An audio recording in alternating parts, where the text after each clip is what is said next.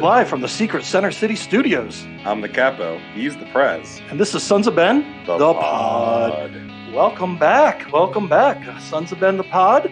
Adam, guess what? We have our first non-local guest.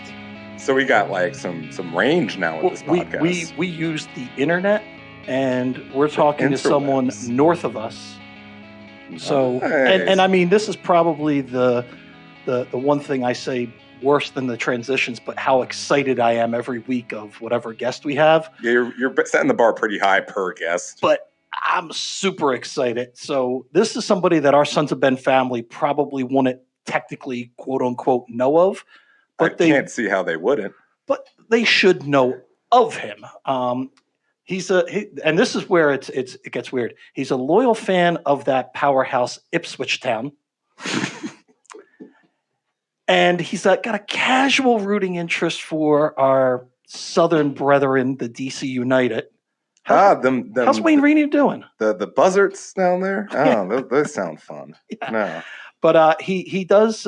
He's basically, the best way I could describe it is he's the glue that holds together one of the most recognizable duos in the soccer world that is called North America. So he's the future of Devin, is what you're saying. Yeah, definitely. Nice. This is what Devin should aspire to. This is when he grows up. This is when Devin gets to be. Okay, exactly. Cool. So, ladies and gentlemen, we're proud to bring you Mr. Jonathan Williamson, a.k.a. producer J-Dubs from the Men in Blazers. And we're just going to get into it between Premier League, little MLS, a little bit of media, a little bit of everything. Did we get clapping yet? Is that an option yet? Do we have? I think that costs money. Jeez, man. We didn't get enough royalties yet. We got to. As many podcasters are out there, I thought this would be a much cheaper endeavor. This is actually getting into the wallet a little. But this is with the moment we go, welcome, JW. Welcome, Jay. Thank you guys very much. I really appreciate you having me on. Although I'm a little concerned if Devin is going to become me when he grows up, that insinuates that I am in fact grown up, which could not be further from the truth. You might have hit a little bit more adulting than Devin has. That's all we're saying, okay. At least in the podcasting world. Fair enough.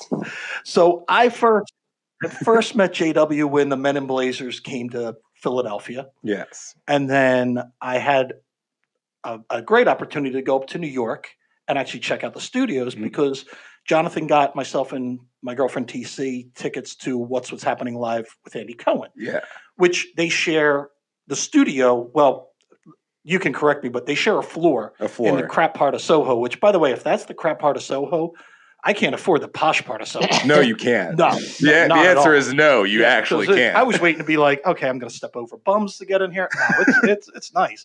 But the bums are wearing Versace. You get into the elevator and you open up the elevator doors and there's like a disco ball and people like drinking and it's a party. And this is for the Andy Cohen part. I'm going, my God, how do they get any work done? So then Jonathan, we're texting. He comes, I'll come out and I'll let you check out the other side where Embassy Row and Men in Blazers is made. And, we're doing that. And I walk in and Raj is standing up on a desk with his shirt off, waving it around. There's Budweiser everywhere. People are doing Jaeger bombs. I don't know how they get any work done, but it's probably the greatest working environment I've ever seen. That is, I enjoy our beer sponsors. You might need also an alcoholic sponsor too on that top. I think we are the alcoholic sponsor. That's it. So how's it like working in that environment? It is pretty much exactly how you described it. There is music blasting all the time when Watch What Happens Live is going on. It's like I've heard every Whitney Houston song. I know the words to them, and I don't even realize that I'm singing along when they're playing. But it is certainly a raucous atmosphere in here, I would say. Anytime after 2 p.m., once they record, we share a floor, not a studio. Theirs is much bigger than ours. But, it's amazing. Look, what they've created, it does feel great, when you're coming up the elevator to work and there's that kind of energy when you get off. It's amazing. Yeah, and speaking of alcoholic sponsors, here's my first transition of the night. This was a good one. This is a good probably one. Probably the good one. We are brought to the Beer of the Pods from our friends at 2SP, the 2S Pills. So it's a light, crisp, refreshing Pilsner, which will be perfect for tailgating. And considering it was a balmy 50-some degrees today, we're enjoying that, and we'll get a 6-pack up to you soon. I do enjoy a nice little pills here. And I'm going to say, I think my new role here on the podcast is to judge the beers by their cans. And this is a nice looking can. This is a good looking beverage. I think, in the modern era, you have to have a good aesthetic presentation of your beer. And 2SP did well here. So, yeah, we want to thank 2SP for the beer of the pod. And now's a good time. We're just going to freelance and let JW, tell us a little bit about your background. Like, how did Ipswich Town become your team, and how did you get hooked up with Raj and Davo and part of that Men in Blazers like juggernaut right now?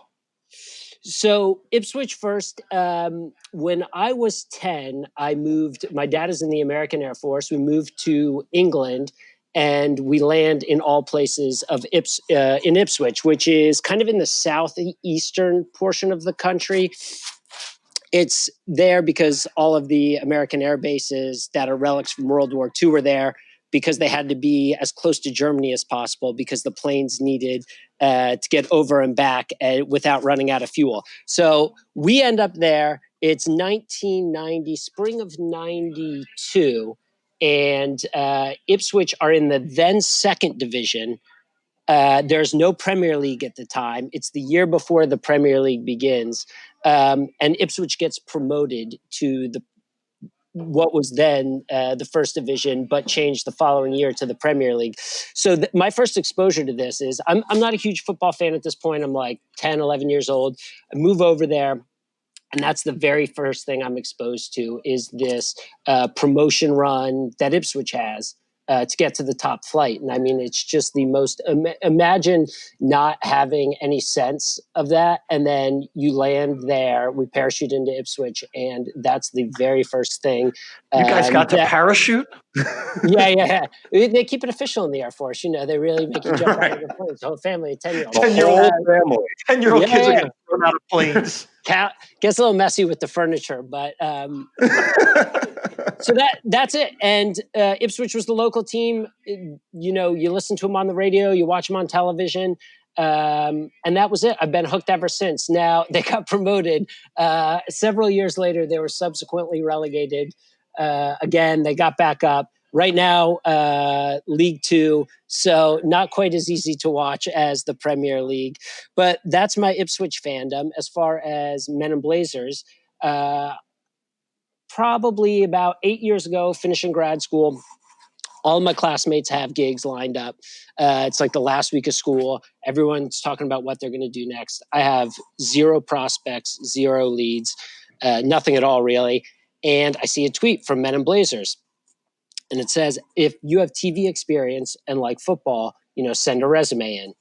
I'd worked in journalism prior to grad school, sent my resume in, noted that I was an Ipswich Town fan, and I've been here ever since. That was spring of 2013. So yeah, I just replied to a tweet, basically.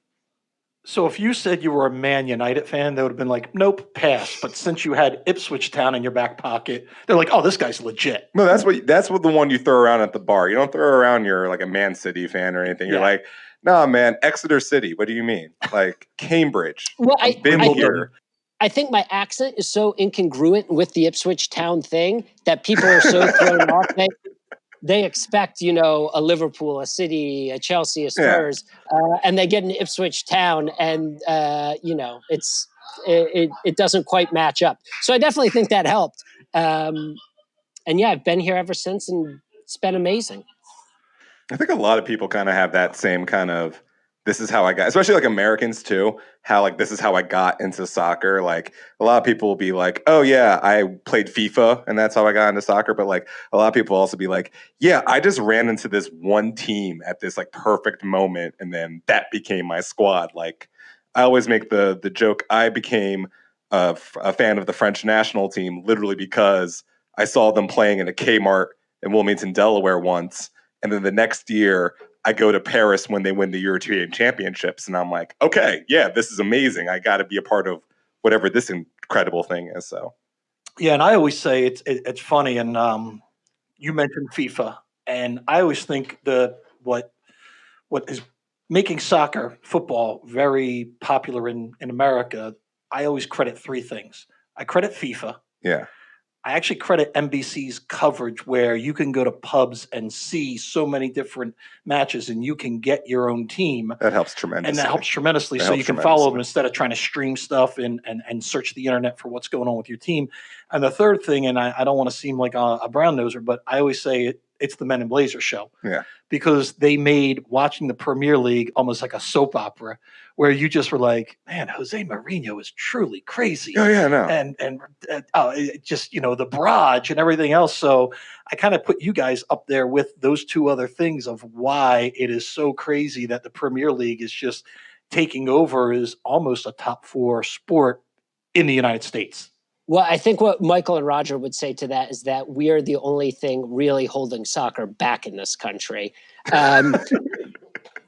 For NBC, you bring up NBC, and I don't think there is any question that in the last 10 years, I mean, what they've done in terms of the ubiquity of the game and also the level of analysis is amazing. And really, it's like when you go to visit the UK and you turn on the television, when the 3:00 games are going to come on or the 12:30 kickoffs are going to happen, you can't find games. We have better access to Premier League football than they do in England on television. And like I said, the style in which they've covered it has just been phenomenal to watch. So I think that apart from Men in Blazers, NBC hasn't really put a foot wrong. And to get to wake up and watch it, Rebecca, Kyle, the Robbies, it's unlike, I miss it when we do leave the country and we travel, which doesn't seem to make sense. You're going to England to watch football and you end up missing that coverage. I think there's also something to be said for the shared experience of what it's like to watch football here in the morning with other fans, whether it's in a bar or online. What they've done to grow the game, I don't think can be underestimated. No, and it's funny because you mentioned it. We've got better TV coverage of the Premier League than they do in England, but the other difference is we can actually watch it in a pub because they don't have it in a lot of pubs. No, yeah, because it's like, whoa, you're wearing the wrong colors. Get out. It's a thing. But here's the second best transition I've ever done. Oh my! Talking about Premier League Live. Guess what's coming to Philadelphia? I'm assuming Premier League Live. Yeah, that's right. Wow. April 4th and 5th, we've got them coming down. Now, is it true you guys aren't making the trip down to Philly? I do not know yet, to be completely honest. I'm not on the far out scout team for Men in Blazers. I'm only looking at stuff. If we're not writing it or editing it this week, then I probably do not know about it. So I can neither confirm nor deny that. So breaking pod news, we have no idea if they're coming. This seems very on brand for the pod for us to give news that's not news yet. I like that. That's perfect. But no, we're super excited. We're hoping you guys can come down because we love when you guys visit. But yeah, we're super excited for the Premier League come down. Even as we're the Sons of Ben, a union podcast, we're still fans of the game, and just to get that experience, they're going to be in Dilworth Plaza. They keep calling it Dilworth Park, right outside of City Hall. So I think it's going to be a great venue. I don't know what the first weekend of April is going to be like, but we're hoping we have sunny skies and 60 degrees. These are great events. We were in the one in Austin, and it is a kind of that amazing celebration. Like I talked, that group mentality and the shared experience of being able to all watch it together. They're great, and scrapple for breakfast. What more could you want? You're speaking our language now. The scrapple for breakfast, and I think you guys were at Reading Terminal Market last time for your breakfast when you're in town. That's what we've hit so many places in Philly. I was telling you guys before we started how much we love the city, and the Sons of Ben, the football fans in the city are great, but the food's also a large part of it. We love it. I believe it was Jim's on South Street made Raj's top 9 meals of 2019. Which is not an easy list to crack. We've eaten at a lot of places in a lot of cities in the past year, and that is one place that is revered by the entire Men in Blazer staff. After our last live show, everyone kind of filtered out to the bar for post-show drinks, and I stayed at Theater for Living Arts to edit the pod. And I got back in the car. We were driving back to New York that night. And it's like, you're exhausted. You get back in the car and they hand you a cheesesteak. And it's just the greatest feeling in the entire world. It's like, what could be better than that? On the way home, cheesesteak, amazing. Unless you're the driver, because they are impossible to eat while driving. Yeah, that is the least mobile food of all time. Is the cheesesteak. Yeah, that's worse than a big sloppy taco. It really is. You can't eat a cheesesteak while you're driving, and we've tried many a time. That's why we've got bad traffic on the Schuylkill Expressway. And La Quila down there, we were so well looked after there. So part of our love for Philadelphia definitely stems from the food. Yeah, and GGO at Grand Cafe L'Aquila. L'Aquila. We always butcher that, but I was about to say, how badly did I do?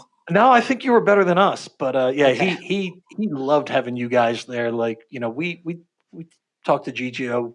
He's a member. He's a fan of the Union. He's a huge football.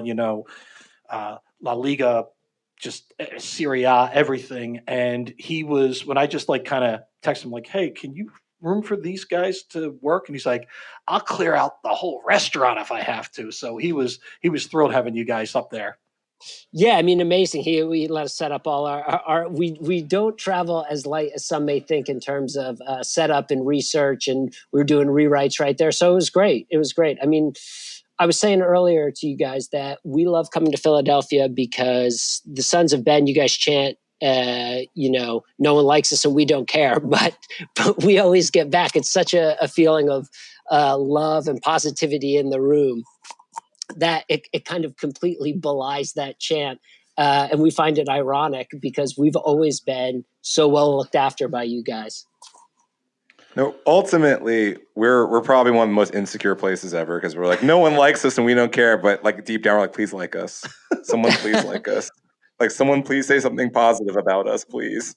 It's a city and a sports town with such great spirit, and I think that while that spirit has occasionally been channeled, maybe not in the right way, that you guys seem to have all that's great about it, and have harnessed that, and we felt that every time we come down. Now we're not in the away end with you guys when you're playing Red Bull, but from our experience, it's always been nothing but positive and nothing but love. Well, you're invited this time when we go up and spank Red Bull. Please come to our section.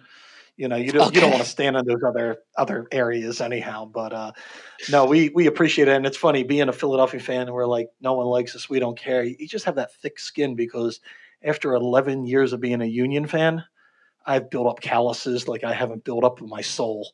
Well, the thing that always gets me about being a Union fan is just like Philadelphia had this reputation, obviously, in just sports and life. So there's a lot of weird animosity you get from across the globe that you never thought would be real. I went to Toronto and I've had kids say Flyers suck to me out of nowhere. And I'm just for wearing a jersey, I'm like, oh, I didn't even know it was like that this far away from home. And they're like, no, yeah, we hate you here too. And it's but at the same time, you're just but we have nice things. We could do good things. We have food. We have some nice people. History. We got old buildings. I've ran out of all of our accolades already. No, I'll tell you, La Colombe coffee, amazing. I'm not gonna. That's Brooklyn's. No, that's it's Philly based. No, it's in Port Richmond, Brooklyn. But no, the OGs were in New York. Was La Colombe not New York based? No, Todd Carmichael's from Philly. He's from Philly. Do you not know who his wife is? No, La Colombe is Philly based. Yeah, who's his wife? I don't know. Lauren Hart. Okay, he's Philly as a gets. Our ownership for half of our teams are from New York. I don't know. Oh, true. Yeah. Well, I don't talk know about our sure. ownership right now, but look, yeah. I will completely feign ignorance. I was 100% sure La Colombe just came down here and multiplied. Oh no, they're from Philly. They started. Okay, cool. They started on the campus of UPenn in a little truck. That sounds about right. Actually, and then his roasting house is in the almost ghetto of Port Richmond. There's okay. Anyway, we'll go there. Don't worry. That'll be the next road trip. Don't worry. Knowledge is power. I'm liking this. Knowing's half the battle. Thank you, guys. G.I. Joe once told me knowing's half the battle. But speaking of battles, yes, we got a packing party. That's a terrible transition. See, they're not all gold, man. It's not that easy. I don't even know how you but you did it with such confidence, though, which I appreciate. But yeah, it's the beer talking. But So this Saturday, JW, you are more than welcome to come down. We will be at the field house where we will be packing our membership kits. And if you come down to pack, you get to keep your membership kit. And then we're going to have a viewing party we are playing the Dallas Burn, Fafa Picots. Yeah. the FC Picos. Yeah, FC Picots. So the MLS season's starting on this Saturday. That's kind of quick. It's That felt really the quickest, quick. right? That I feel like MLS off seasons are getting smaller and smaller, like each season. Like I feel like it's literally like 5 weeks of an MLS off season now. Yeah, I need a longer off season. Like, I need time to decompress after these seasons. I don't need it, but it's just crazy. Like I think these guys have like maybe 2 months off now. I feel. Yeah, but with the MLS coming up, I know you guys focus on the Premier League, but I just wanted to pick your brain on your thoughts about how MLS, which we always joke, we're at like MLS 3.0 right now, and what your opinion is of how that league is actually growing and finally becoming a known league in the world where I don't think it's the retirement league anymore. Some teams, like maybe your DC United, might be considered the Chicharito retirement. totally thinks it is. Chicharito, yeah, Chicharito totally but thinks it is. with the academies and the young kids, where we've got 2 young kids that are going to be on the U.S. men's national team for the Olympics this year. I'm pretty excited about the process or the prospect of the MLS. So I just wanted to get your opinion of where you think it is in world football. Well, first of all, talking about the unions, young kids and academy and homegrowns, there was this video going around maybe a month ago of a union. I want to say it was an under 12 team playing in some tournament in Brazil. And if you have not seen it, look it up, because it is just these kids dropping bombs from like 25 yards out. It was few things have given me more faith in the American game recently than this video. It's just like a Philadelphia Union Academy highlight reel, and it is incredible. So you guys have plenty to look forward to. It may be a couple years down the road with these kids, but you guys should definitely be bullish. As far as the league, I think 3.0 is, fairly accurate. What we saw with Atlanta a couple years ago, bringing in the Central and South American guys, and then kind of becoming selling clubs, I think that was really important, really intriguing. But I think you can't count out that in the last couple of years, we've seen guys like Wayne Rooney and Zlatan come into the league and make this huge impact. So now it's almost this hybrid. And the people that I don't envy are the sporting directors of football, general managers of these Major League Soccer teams, because that's got to be, the scouting has to be the most impossible job. There's no straight path. It's, do you gamble on, an aging European player who, if they are like Wayne Rooney and Zlatan, they're going to make a difference. And I think that the key there is how badly they want to win. I mean, we got a chance to sit down with Wayne in DC. Raj did a series of interviews with him for a podcast, and we ended up doing 3 of them. And one thing that was very clear was that Wayne, he was there to play football. This is a guy that is a football first guy. He wants to win. And, he makes a huge difference. So if you can get, an older veteran like that, for Wayne, let's be real. If Ronaldo and Messi aren't involved, he's the best player in the world for a couple of years. And so if you can bring a guy like that in and buy in, I don't know how you don't do it.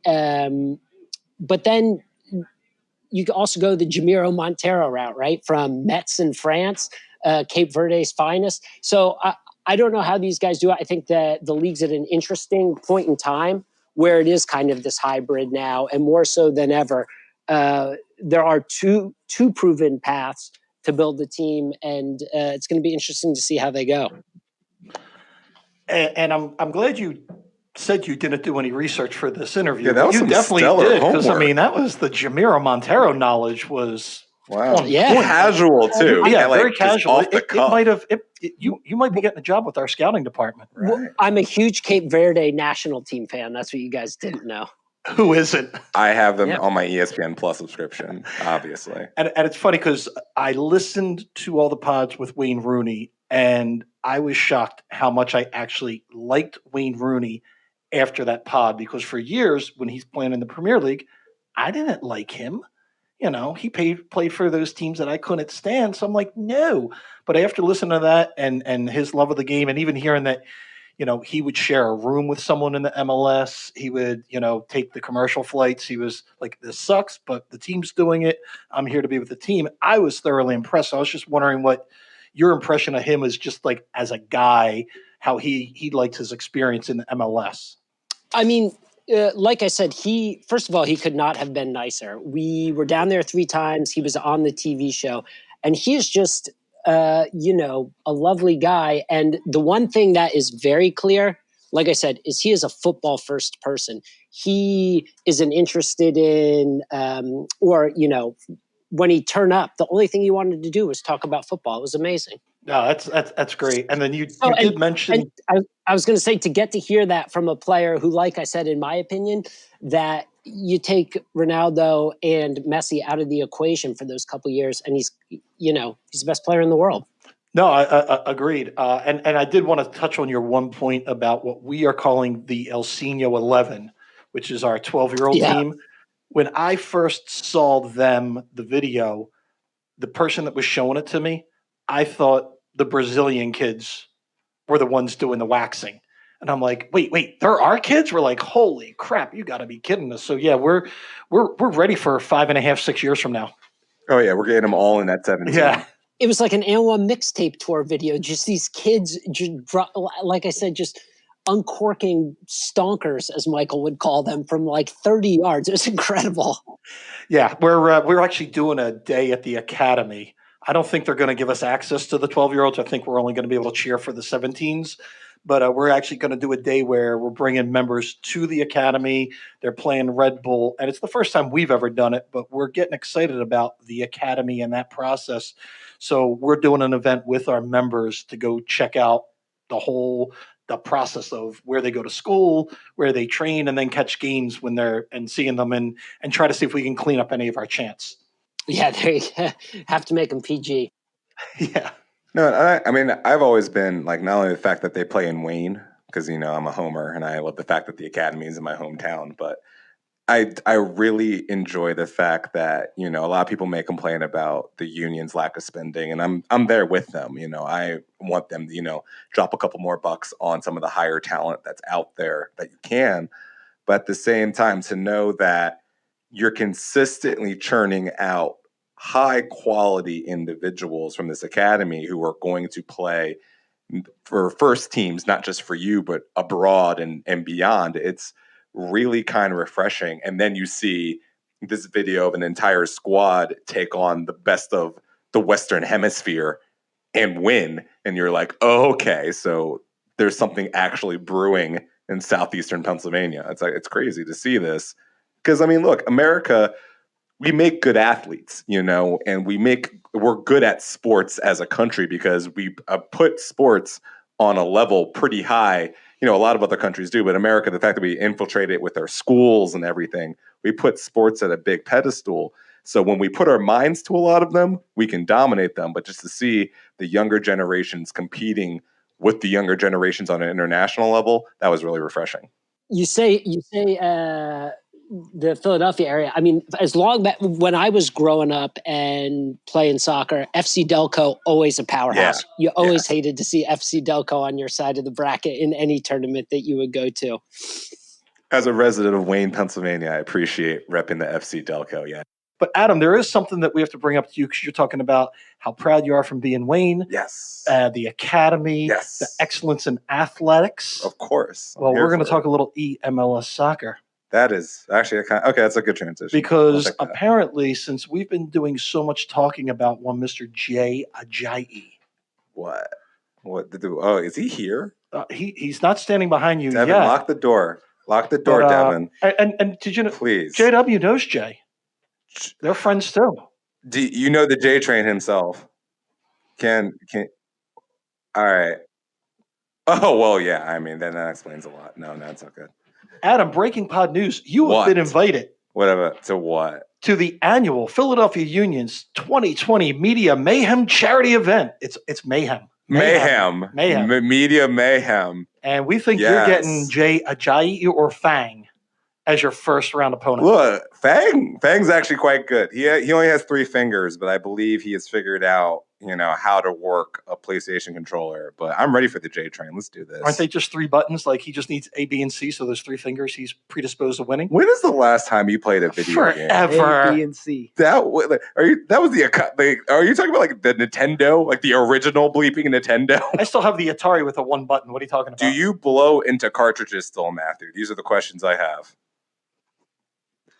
I'm going to deny that because my girlfriend listens to this. There you go. That's probably safe. Anyway, yes. Cool. I'm here for this. Yeah, no, I'm ready to I don't really feel like I qualify for media, but cool, I'll pretend. And yeah, I will take on all these guys with their pens and their recorders and all of their wing-tipped shoes. And is that what recorders still wear? Fedoras with little like feathers that say press. What are you, Clark Kent? Yeah. What? Exactly. I'm ready to take on the media in a video game. I don't know if you know this, but JW will tell you right now, podcasting is the new media. Yeah. Especially when it comes to soccer. So am I part of the man now? Yeah, you were part of the machine. Man, as my good partners would say, rage against that machine. But hey, what can you do? Well, speaking of the machine of podcasting and traditional broadcasting, Yes. just curious, JW, what do you guys have coming up? I mean, the Premier League, I don't want to say it's over yet because I don't want to believe that Liverpool is really going to run away with this. Are you kidding me? They're going to run away with it. I don't want to believe it. Year. What are we doing? It's going to happen, but I don't want to believe it. I still think Stevie Gerrard's going to slip. They could literally moonwalk into the Premier League championship. They could tie every game for the rest of the year and still win the championship. So that's Adam's bold prediction. I'm sorry I went on a branch there for you. I apologize. What do you guys have for the wrapping up with the Premier League? And then I know you guys do a ton of you do it's not called the British Open anymore, but the Open. And are you going back to Pamplona? People want to know. Oh man, I wish we loved being in Spain. We're about to enter kind of the home stretch of the league. It's going to be interesting this year in that I agree that I think Liverpool could probably take. I think 12 is the magic number right now after last night's win over West Ham. But I'm betting they could take 5, 6 points, and I'm thinking they're going to get that in their final games and still win the title. I almost feel badly for Liverpool fans because they've had to. It's almost taken some of the air out of it. I feel like it's going to be their first title in 30 years. This amazing experience, but it's almost such a foregone conclusion that it's ripped some of the drama out of it. I wonder if they would have rather had it this way or waited, a little more of a tight race down the home stretch. I'm sure actually probably this way. I don't even know why I'm saying that. But, so busy time for us. We'll get into top 4, maybe top 5 now, depending upon what happens with City on the TV show, the pod, for the rest of the season. And beyond that, I don't know. We're always doing something in the summer. I don't yet know what that will be yet, but I would bet there will be a live show or 2 somewhere and other projects that crop up. Definitely covering the Euros and the Olympics. Not to interrupt, but I heard you were talking about the top 5 there. That's right. All the top 5 teams. I noticed something when I was looking at the standings today. You know who's not in the top 5 anymore? Tottenham Hotspur. Oh, the Hotspurs? Tottenham Hotspur. Yeah, Is that the team of producer Devin? Devin, team producer Devin. Well, how did they get out of the top 5? Did something happen to them over the weekend? Did they lose to a team in London that is near and dear to our hearts? So they lost to Arsenal. No. Fulham. Nope. No. Not Preston. Not Crystal Palace. No, not Crystal Palace. No. Who they lose to? Oh, do you rember who they lost to? Devin, who Can you did tell us? Sure. All I know is that we only lost 1-0 in the Champions League. You guys seem to beat us there. So. Oh yeah, those Champions League trophies. How many of y'all got? Those seem like they're just giving those away these days. It looks like somebody is at the door. I guess. So yeah, Chelsea beat Tottenham, but they did not do so well today. No, they did not. Well, now they know that we record on Tuesdays. Now, I guess that's my question. As soon as Chelsea loses, does Michael Davies throw stuff all over the studio, or is he a reserved British gentleman when Chelsea drops 3-0 to Bayern Munich? No, Michael definitely not upset. with one loss. He is the single most positive person I've ever met. So one Champions League loss is definitely not going to get him upset. The other thing for Michael is, and he'll say this, that football is about winning things and winning trophies. So fourth place isn't going to upset him, but it's also not going to make him super excited. I think what he and I think probably what you guys as Chelsea fans have loved so much this year is it's such a likable Chelsea team. I mean, it's hard to remember a time when there's this much young excitement in that starting 11 and on the bench. I mean, Mason Mount, Tammy, Christian when he can get healthy. Reece James is amazing. So I do not think that he will be upset by today's loss. No. So I'm supposed to like them? Is that the route we're going here? Yes, I'll tell you this as a neutral, and this is the great thing about being an Ipswich fan is that I'm telling you, rooting for a lower league team allows you to watch the Premier League just purely for the football. I'm not emotionally involved with any team. I don't get upset when teams lose. I don't get happy when teams win. But you watch it, and I do think that Chelsea, watching them the last couple of years, for me, it's been more sterile. Like Eden Hazard, did he really care? But this year, you see the enthusiasm with which, like the Mounts, the Tammys, these guys are playing, and it's amazing to watch. I look forward to watching Chelsea on the weekend now in a way that I didn't the last couple of years. It depends on the weekend if I'm excited to watch them or not. Yeah, it really depends on the weekend. Well, what do you guys think now? Do you keep? Does Giroud? I know he was in the lineup again today. Do you continue to play Giroud, Alonso, the old heads? No. Is Tammy healthy yet? Then no. I want that young energy, those young legs running around. But I would like to see Giroud coming in as the sub and getting some use since they didn't get rid of him in January, which I really assumed was going to happen. Look, I'm okay with Olivier Giroud because he's a good-looking gentleman. He's got a nice personality. And here's the thing, and I meant to hit Devin over the head again with this, but like if you're letting Giroud score on you, this is a problem. This guy has when you play him in FIFA, he has I think a 42 pace at this point because he moves like molasses in January in front of the box. He's just big and he has a meaty forehead.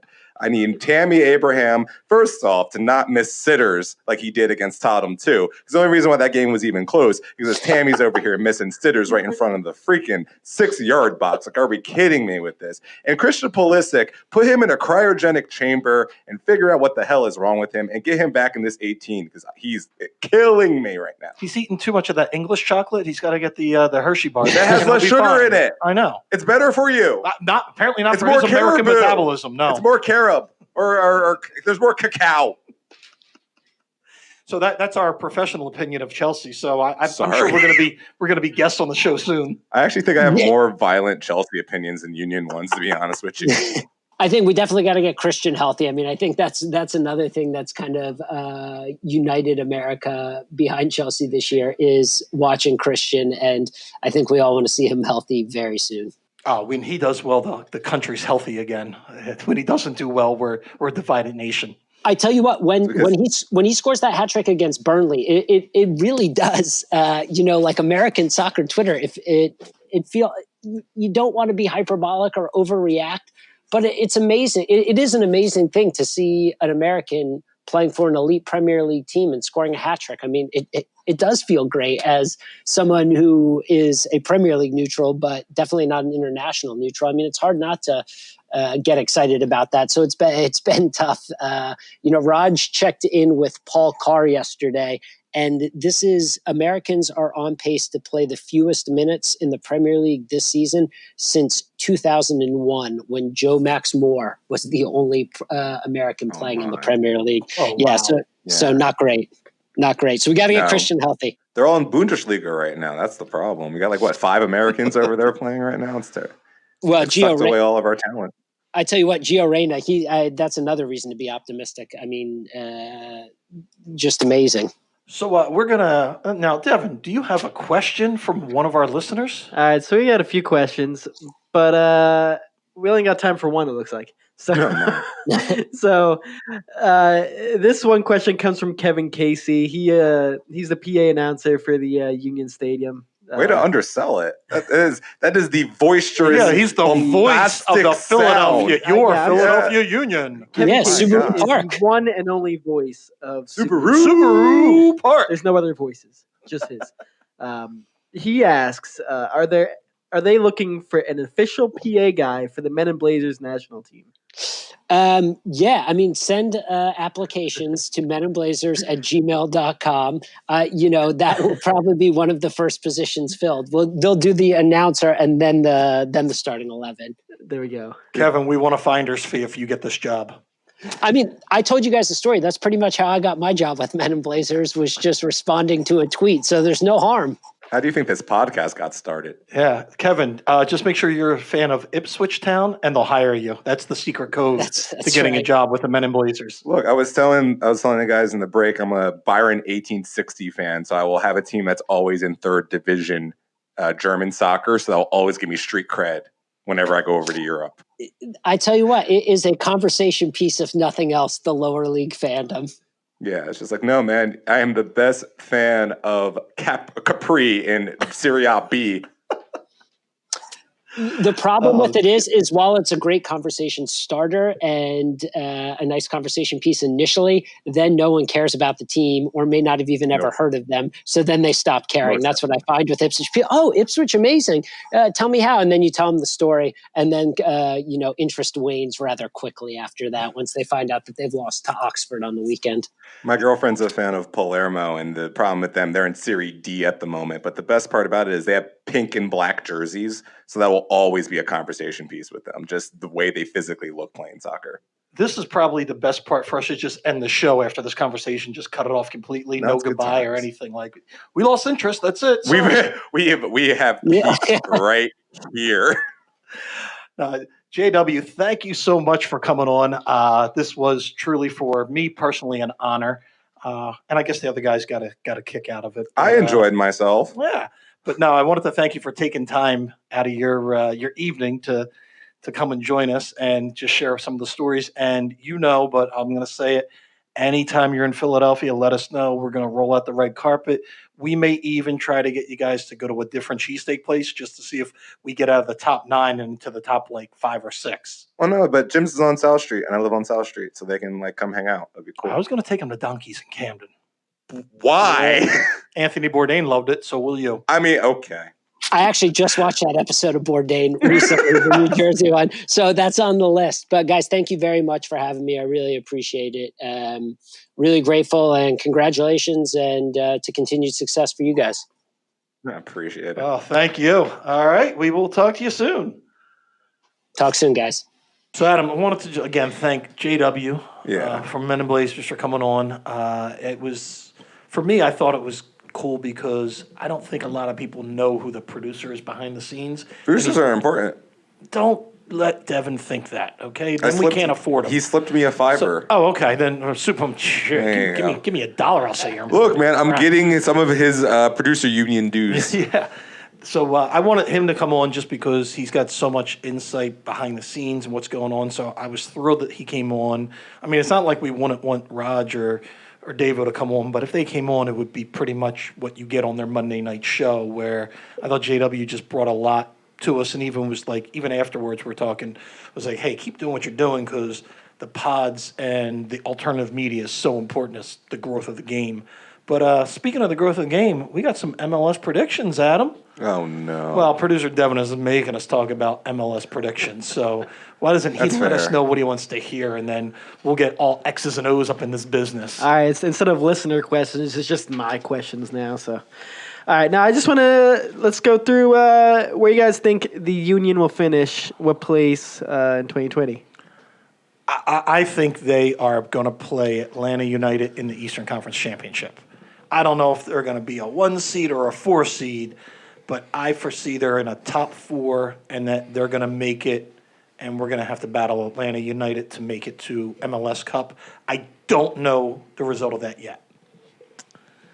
So, 3 seed Okay. is where I look at it. I still think now I have a feeling that, again, I've said this in probably 2 or 3 of the podcasts. I believe the nomadic nature of NYCFC is going to hinder what their talent level is. I feel like, and if like New York had their own club or their own stadium and they just stayed there the whole time, I think New York is the best team in the Eastern Conference, in my opinion, because I just saw them in that Champions League matchup and I was just like, oh, sweet Jesus, they actually do have some guns here where like historically MLS especially the first leg of Champions League is like, this is our preseason. We're not remotely ready for this. And New York was just like, no, we're good. By the We're way, very was ready that for played this. in a baseball stadium in Costa Rica? 'Cause I believe there so. was nobody there.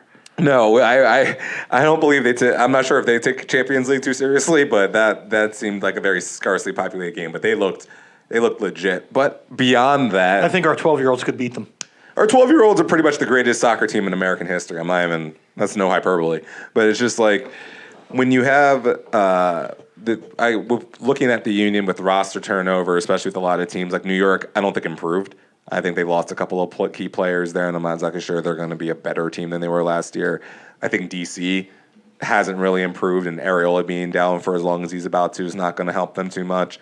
You know, I didn't see anyone come from Orlando, so I'm like, East-wise, I'm like, yeah, I know Toronto made it to the finals, but like Toronto's weird, where they're built for that kind of stuff, but I don't think they're that talented, if that makes enough sense, you know? I think the only thing that NYUFU scares me is in the playoffs if we have to go up there into one of those two little sandboxes. I think it should excite you. No, because I don't think we play well on that field. No, I mean, I'm saying You like know? there's a good chance, like, 'cause if the Yankees suck, if the Yankees don't suck, there's a good chance they're gonna have to make them go somewhere. So it's probably a good and Yeah, but it's still a baseball field, and Toronto it's still did it. not. It's I'm Like, they were the one seed now. last If we year. have to play them at home, I'm not worried about it. Yeah. But going up there, I can't stand it. But that's my biggest concern for the Union is if in a playoff situation we have to go into one of those bandboxes and play Yeah. on a non-real field. I don't know how you prepare for that. Like, do you go and play bumper pool or Yeah. like what the? So that's my biggest thing. But anybody else in the East, I think we're head to head with them. You know, barring the whole injury and all that garbage, and seeing how well we do come the Olympics if we've got a couple guys on international duty and that sort of thing. But the big thing is, I guess, how are they going to start on Saturday? Yeah, I mean, so I know I literally just did a prediction for like the season, but I also low key hate prediction radio, but I will do it. I will engage. I think it's going to be a draw. And the only reason I think it's going to be a draw is because I believe the first game of the years, either they tend to be blowouts or draws. They don't tend to be Yeah. close ones. You know, the Union either will draw 0-0 with like Colorado or somebody, or they'll lose 3-0 to like Toronto. So it's like knowing the Union, especially being on the road, I would almost even lean towards a loss, but draw, I think, will start the year out. I'm trying to find out what the weather is in Dallas. It's not going to be 105 degrees blistering No, hot, is it? Will no, it, be like it normal might even. temperature? Does it snow in Or- Dallas? That I feel like it might occasionally get cold enough in Dallas. I think the only snow in Dallas is people doing drugs down there. Oof. That's about it. But that's mean, just that kind of probably. town that it is. I mean, you know, North Texas. Yeah, so it's 56 degrees right now in Dallas. So maybe it's a normal game. My Is that only long sleeve prediction. jersey weather? I hope not. Yeah. Maybe for Andre, and that's it, because he's from Jamaica. But I think I don't want to give an official score prediction, but I will predict that Fafa misses a sitter. Over the crossbar, just like an embarrassing, like, you got to be kidding me. And we're all sitting there like, thanks, Ernst, thanks. You absolutely know Fafa's going to beat us. You absolutely know Fafa's going to I beat think us. you're going to beat JHI in EMLS, and Fafa will not beat us. If I don't beat JHI in EMLS, there's a pretty good chance I can't come back. There's a lot 'Cause riding on this at this There point. is, but here I really actually hope that matchup doesn't happen. For If both you of our don't beat sakes. JHI, then we're going to have to replace you with Fafa. No, because here's the thing. Like, I don't want to be like a negative with the Eagles either. So it's like if I beat JHI, He's not I on the feel Eagles, don't worry bad. about it. No. But they keep bringing him back for things. Like once you win a championship with its squad, you're like a part of that foundation forever. It's the same reason why we keep bringing back Allen Iverson for like everything. He won an Eastern Conference championship with the team. We also brought Dr. J back on yesterday, too. We do. back all the time. We pip them a lot. We very rarely use Sir Charles though. I noticed that. Well, he's busy. He got a real 9-to-5 job. That's true. What else do we got? All right, we'll wrap it up here. I just want to hear your conference finalists. So you already said in the East, probably a combination of Atlanta, Philly, NYC is probably going to be the consensus here. What's your go for your conference? I'll give you. But mine. and then let's. What's your? let's What, do the you gave me. Western You gave us your side. East. Give us your West. Yeah, my West, I'm going LAFC. Uh-huh. And God, I almost want to say the Galaxy, but that really pains me too. That two LA teams battling it out in the West for that. I mean, I don't know. Can Seattle do it again? I don't think so. Yeah, because they do it. yeah, like every bleeping year. I thought they were like every other year. So But this is every other year, so they're not going to win it. They're just going to go to the thinking, final. I'm thinking it could be an LA Western Conference again, and more El Trafico and more El marketing for the MLS. All right. So I'll give you two things. I'll give you the dream scenario. The dream scenario for MLS. Cincinnati's not in the West. No, right. No, exactly. Yeah. No, the dream scenario for MLS will always be LAFC versus Atlanta. That would salivate Garber more than anything else. And he might get it because I believe your Eastern Conference will, if it's not the Union, I believe you're going to have a Atlanta NYCFC Eastern Conference final. And that does depend on if they don't make that team too nomadic in the process. And I feel the Western Conference is going to come down to, it's going to be Cascadia. It's going to be Portland, Seattle. I believe that a full season in Providence Park is going to give Portland the little bit of a boost that they needed. That weird thing that they had to do with playing half their season away. Right. That messes with you. I don't think would that prefer gave them that. it. I think it's going to be Cascadia. I think Even though if you asked anyone in Seattle or Portland, they actually invented soccer, which I disagree with. But historically, they think John Smith and other explorers brought soccer, and they invented soccer there, and Lewis they brought it and back to Clark? Lewis and Clark. Thank Okay. you. Lewis and Clark brought Pocahontas, and then they brought it back to John Smith, Sacagawea. who brought it back to Sacagawea. England. They really think they invented soccer. So I don't know if I want to see them in it, but then again, I would rather see that than LA. But that's a lot of flannel and grunge rock. Look, I mean, no, I agree. I don't believe Seattle or Portland invented soccer, but I have when I go international, though, if they're like, so yeah, give us some examples of American soccer, I'm just like, okay, so there's Atlanta, and then there's Portland, and then there's Seattle, and I'm just like, here, oh, also us. There's also us, and it's just like, so no, they did not invent soccer, but they make at least the American version look a little half decent. At least crowd fan wise, they make it at least. We look are going to decent. get some angry tweets from the Portland people because they know they invented soccer and they're going to tell you about it. I'm here for that. And they invented though. Twitter too. You imply that they actually listen to the podcast. We realized last week there's like 5 people listen, so No, We're up to and 5? There's like 4 in yeah, we're Portland. up to 5. We're up to 5. They got legalized weed, so they'll listen to this Wait, stuff. you know the 5th one was Mark, right? Damn it. Wow, we can only get one member of the Evans household to listen? That's terrible. Well, the newborn isn't born yet. That literally makes no sense. Yeah, well. Okay. I'm here for it, though. All right, so, hi. I know you just enjoyed that lovely version of the Sons of Ben podcast that you heard today. It was the epitome of Sexy Season. I understand. So, if you would like to follow us on our various social media, the Twitter, the Facebook, the Instagram, we got all 3, at Sons of Ben the Pod. Matthew, we have an email? We do. It's Sons of Ben SOB the pod At sonsofben.com. Noise. So if you guys want to get in contact with us, talk with us, share the generalized hype that is going into the season. And, on a personal note, I just want to bring it down for a second. We're about to enter probably one of the greatest moments in Philadelphia's Union soccer history. I know last year was a lot of fun, but here's what you guys have now that you've never had before.